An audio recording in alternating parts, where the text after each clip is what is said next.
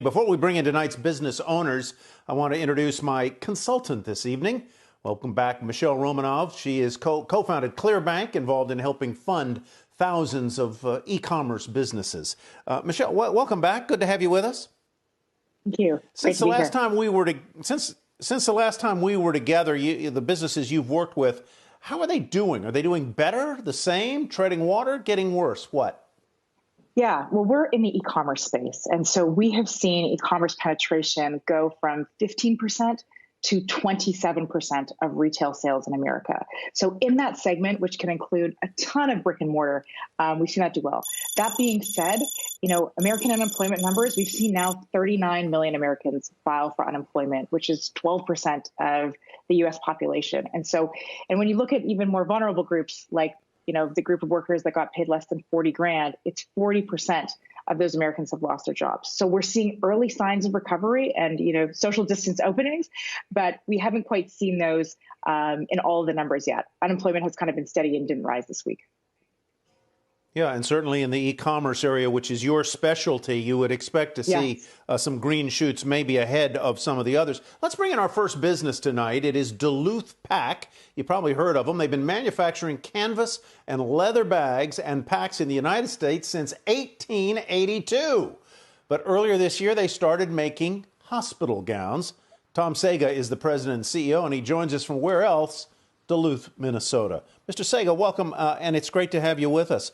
How did you make the move from making these rugged, live forever backpacks and packs to gowns and PPE? Well, the pivot that we had to make is, we laid off some great people. Our workers are fabulous people. They work hard every single day. And all of a sudden, the economy shut down. We don't have our bags to make. And so we started thinking immediately, what can we do in a cut and sew business to help out, get our people back? And everyone has mortgages and car payments and food to put on the table. And so we worked night and day to figure, how can we pivot? How can we make this happen? And along with some partners and some industry people that we know, we literally just changed direction and said there's a need for cut and sew and PPE, and how can we get in this and look at the supply chain and how many are needed. And it just exploded on us from there. And it's really great because we only had our manufacturing people laid off for 2 weeks, and we were able to bring everybody back. And it was pretty cool. And I'll tell you what, American workers love to work. And that was so clear on 6 a.m. on day one when we got everyone back. And in my long career, the first standing ovation I've ever been given from employees, because they were so excited to be back at work and they knew that we really worked hard to make sure that happened.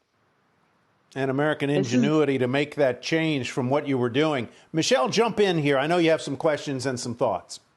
Yeah. So, this is very close to my heart. I invested in another company called Safe Direct Medical Supplies that imported millions of masks and the raw materials to make these products. And I think one of the things that we're not talking about is, how important for our own national security we can produce these products that are critically needed domestically.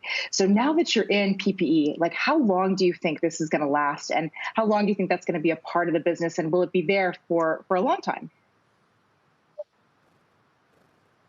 So, Michele, I really believe it's going to be there for a long time. In fact, we're investing. We bought some new machinery during all of this, and we're trying to hire right now a lot of great production workers to mainly work in the sewing end of our trade, because we're setting up a completely separate line. Because with the way the hospitals and the medical community has gone through this, they're telling us that they really need to source something that is not only, it's not throwaway anymore, but something that is sustainable. They can clean it, they can wash it, launder it, and also they can source it here. And so we're going long term. We're pushing the chips in on that. So we're not going to ever get away from the bag manufacturer. That's our brand. That's who we are. But there is a need, and we're going to try to fill that need, because the cut and sew trade 25 years ago went overseas, and there's not a tremendous amount of it here. And we are one of the small ones that are still here. And so we're going to try to expand and meet that need as we can see fit. Yeah, I mean, I think it is extraordinary how you have pivoted your business. And, in many ways, your distribution was already quite diverse. You had direct to consumer and e-commerce already. Are you seeing those channels pick up as well? So during this whole shutdown, the majority of our business was shut down because we own a flagship brick and mortar store that does real nice for us, and that was completely closed. Our dealer network all over the world, well, those are brick and mortar stores, so those were closed.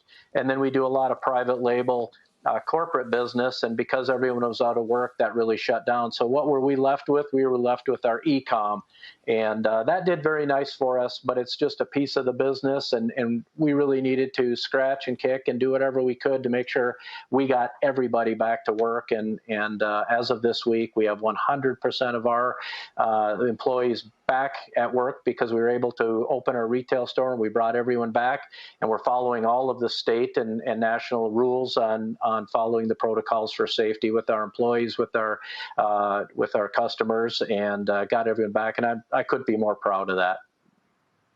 I'm going to go buy a Duluth Pack just because of this. Great story, Tom. Thank you very much.